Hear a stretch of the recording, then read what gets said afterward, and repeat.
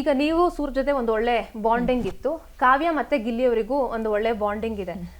ಎಲ್ಲೋ ಒಂದ್ ಕಡೆ ಈಗ ನಿಮ್ಮ ಒಂದು ಬಾಂಧವ್ಯದ ಬಗ್ಗೆ ರೊಮ್ಯಾನ್ಸ್ ಅಂತ ಹೇಳಿದ್ರು, ಅಥವಾ ಯಾವಾಗ್ಲೂ ಇವರಿಬ್ರು ಒಟ್ಟಿಗೆ ಜೊತೆಗಿರ್ತಾರೆ ಅಂತ ಹೇಳಿದ್ರು. ಬಟ್ ಗಿಲ್ಲಿ ಮತ್ತೆ ಕಾವ್ಯ ಅವರು ಆರಾಮಾಗಿ ಚೆನ್ನಾಗಿ ಸ್ನೇಹದಿಂದ ಇದ್ದಾರೆ, ಇದು ಯಾವ್ದು ಯಾರಿಗೂ ಕಾಣಿಸ್ತಿಲ್ವಾ ಅಂತ ನಿಮ್ಗೆ ಅನ್ಸಿದ್ಯಾ?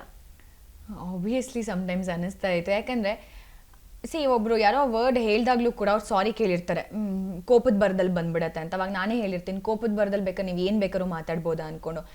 ಯಾವತ್ತಾರು ನಿಮಗೆ ಅವರು ಕ್ರಿಂಜ್ ಅಂತೆಲ್ಲ ಹೇಳ್ತಾರೆ, ಆ ಥರ ಏನು ನಮ್ಮ ಇಡೀ ಮನೆಗೆ ಅನ್ಕಂಫರ್ಟಬಲ್ ಫೀಲ್ ಕೊಟ್ಟಿಲ್ಲ. ನಾವು ಫ್ರೆಂಡ್ಸಾಗಿ ಮಾತ್ರ ಇದ್ದೀವಿ. ನಾನು ಸೂರಜ್ ಇಬ್ಬರು ಟ್ರೈ ಮಾಡಿದ್ದೀವಿ ಬೇರೆಯವ್ರ ಜೊತೆ ಹೋಗಿ ಮಾತಾಡೋಕ್ಕೆ. ಎಸ್ಸಲ್ಲಿ ಅಂತ ನಾವೇ ಹೋಗಿ ಒಂದು ಕಡೆ ಕೂತ್ಕೊಳ್ಳೋದು ಮಾತಾಡೋದು, ಅವರು ಬಂದು ಮಾತಾಡಬೇಕಲ್ವಾ.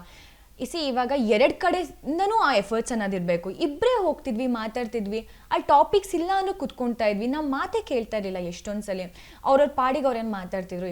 ಎಷ್ಟಂತ ನಗ್ತೀರಾ ನೀವು, ಸುಮ್ಮನೆ ನಗೋಕ್ಕಾಗಲ್ಲ. ಅಲ್ಲಿ ನಮಗೆ ನಾವು ಹೇಳೋದನ್ನೂ ಯಾರೋ ಕೇಳಿಸ್ಕೊಳ್ಳೋ ಅಂಥ ಪರ್ಸನ್ ಬೇಕಾಗಿರುತ್ತೆ. ಅಲ್ಲಿ ಎಲ್ಲ ಗ್ರೂಪ್ ಕ್ರಿಯೇಟ್ ಆಗಿದ್ದಾಗ ನಾನು ಸೂರಜ್ ಹೋಗಿ ಮಾತಾಡಿದ್ರು, ನೀವಿಬ್ರು ಜಗಳ ಮಾಡ್ಕೊಂಡ್ರಾ, ಅದಕ್ಕೆ ಇಲ್ಲಿ ಬಂದಿದ್ದೀರಾ ಅಂತ ಮಾತುಗಳು ಕೇಳ್ತಾ ಇದ್ರಿ.